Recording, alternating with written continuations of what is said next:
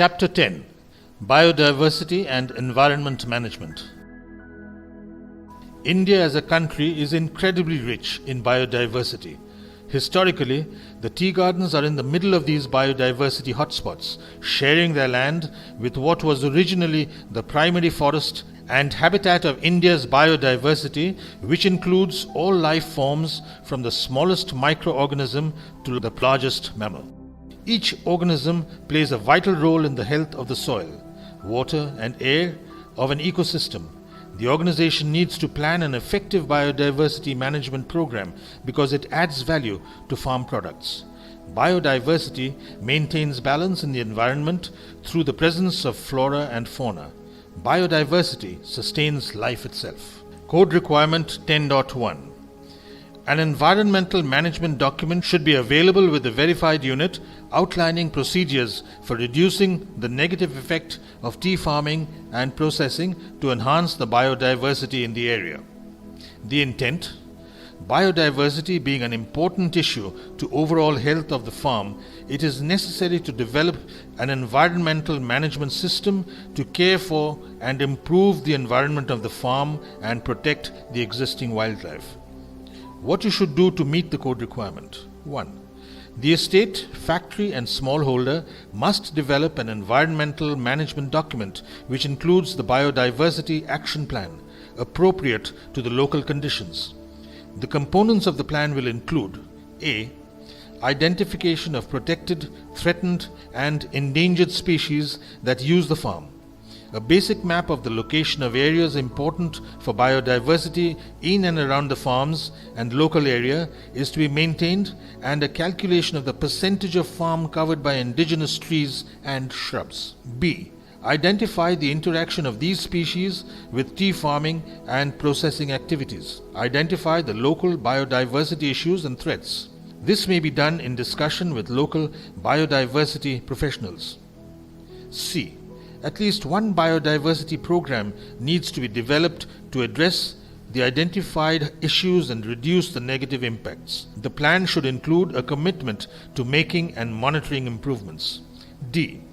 Protect and restore freshwater ecosystems. E. Reducing the impacts of sedimentation and other chemicals in freshwater ecosystems. F. Determine significant environmental aspect and plans to mitigate the same. Follow similar approach as done for health and safety risk as per requirement of Chapter 8. 2. The estates, factories and smallholder groups need to have knowledge of current legislation and performance standards regarding environment management and compliance levels. Records and documents. Biodiversity mapping, biodiversity program, environment management program on biodiversity, and environmental aspect and impact associated with their products and activities. Code Requirement 10.2. A zero tolerance criteria point. There shall be no degradation and deforestation of the notified forest land or any other form of encroachment in the forest land. The intention: deforestation has many negative impacts like soil erosion, disruption in water cycle, climate change including loss of biodiversity, whereas degradation means damaging or affecting biotic resources by contamination of forest land. Degradation renders land unsuitable for crop, pastures for animal, and forests because it becomes too fertile and shallow to plant. So this is what you should do to meet the code requirement. 1. Identify the notified forest land in the area. 2. Identify and eliminate activities which lead to degradation and deforestation. This may include the following: commercial agricultural clearing for row crops, subsistence agriculture, smallholder farming, shifting cultivation, collection of fuel wood, infrastructure expansion, and industrial commercial extraction of forest products.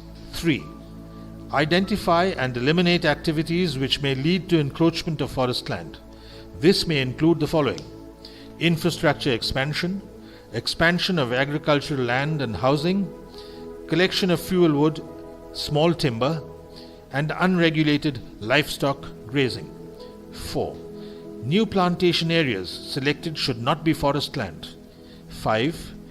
Above factors need to be considered while selecting an area for new plantation or replantation. 6. New planting should comply with national regulations with respect to land use and biodiversity conservation. 7. Ensure that all fuel wood, firewood and pallets purchased for use on the farm are not sourced illegally.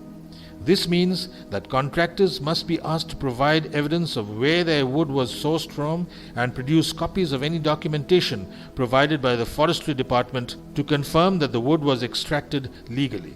Records and documents. Record of notified forest land.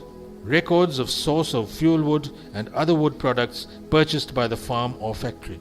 Code Requirement 10.3. The verified facility should maintain shade trees of the native variety within and around tea plantations. The intent: a benefit of shade trees in a tea plantation is the reduction of the temperatures of the tea plant, thereby reducing excessive transpiration and moisture losses resulting in wilting.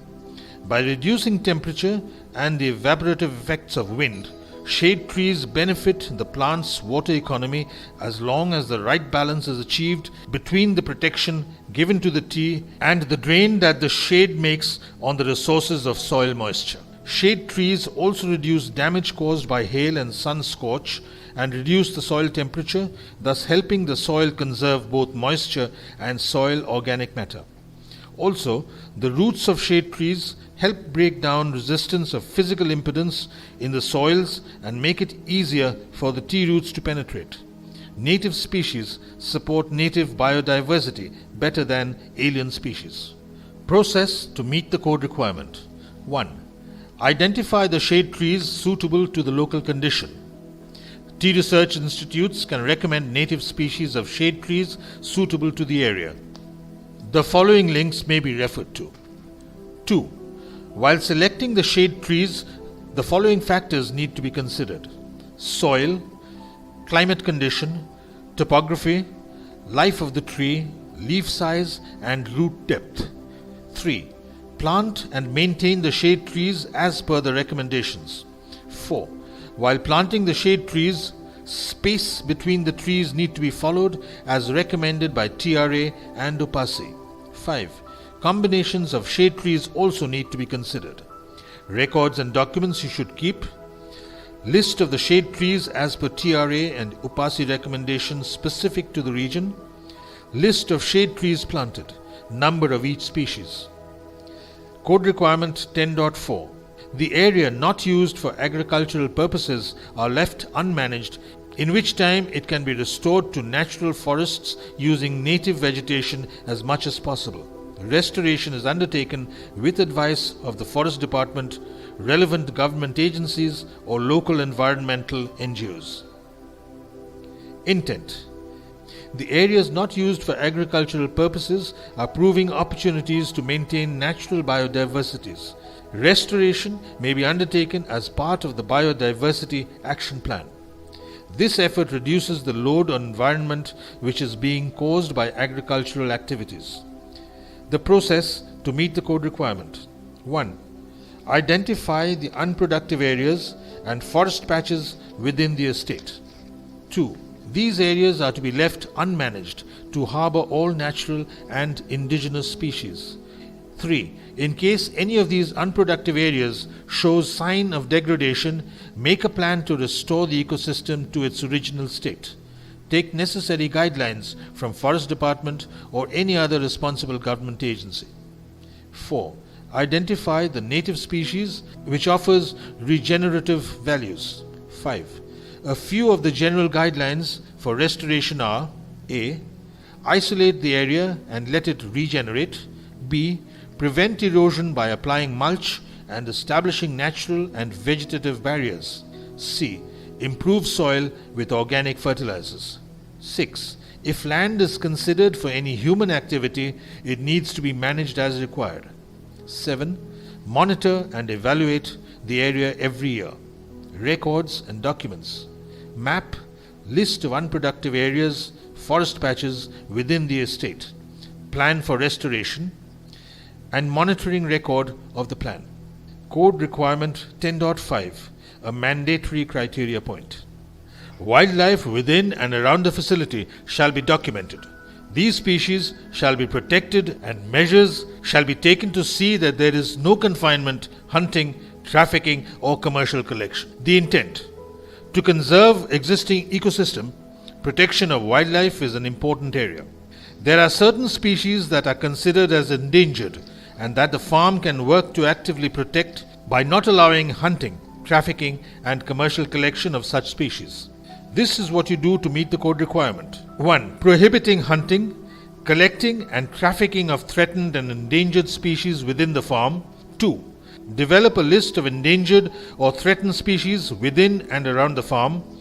3. Check with the Ministry of Environment or with other conservation organizations to find out species that are threatened in the area where the farm is located. 4. If the area has endangered species, develop a plan to protect them. 5. The estate, factory and smallholder groups are required to list these plants and animals. Mark where they are to be found on the farm map and ensure that no harm is caused to such flora and fauna. 6. Post signs and notices near sensitive areas for people to be aware. 7. Re-educate hunters in the local community on which species must not be hunted and about sensitive periods such as the nesting season when access to specific areas is banned. 8.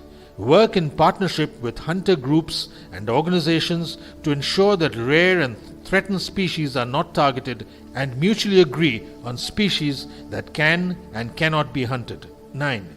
Threatened and endangered species must be protected by the estate, factory and smallholder groups and prohibit illegal confinement, hunting, trafficking for trade or for any other purpose. 10. Awareness drives on the prohibition of illegal confinement, hunting, trafficking or commercial collection of threatened and endangered species are to be conducted for the employees and local community. Records and documents, list of threatened and endangered species and their monitoring plan. Code Requirement 10.6. Verified units ensure native vegetative barriers between crop production and human activity, such as schools, worker housing and public roads, that reduces the possibility of any cross-contamination of fertilizer or PPFs into those areas. Native vegetation is also used as a buffer between crop production and natural ecosystems. The intent: a good option for minimizing the risk of contamination on a farm is the use of vegetative barriers between crop production and human activity. Vegetative barriers consist of permanent native vegetation such as trees and shrubs that help minimize pollution and increase biodiversity by physically separating agricultural activities from other areas. The process to meet the code requirement: 1. The estate needs to decide on the type of vegetative cover that should be used. 2. The sources of contamination first needs to be analyzed before deciding on the type of barrier. 2 sources of pollution can generally be found on the farm. A. From the farm to the outside, such as agrochemical fumes or leaks polluting roads, other farms, rivers, houses, etc. And B. Entering the farm from outside, such as dust and trash from roads and houses. 3. Barriers must be chosen according to the function it is intended for. 4. While barriers grow, allow 2 rows of tea bushes also to grow very high in order to provide a vegetative barrier to reduce the adverse impact of spraying. 5. Identify and make a list of the native species that can be used as vegetative barriers. Records and documents. Map with buffer zones identified.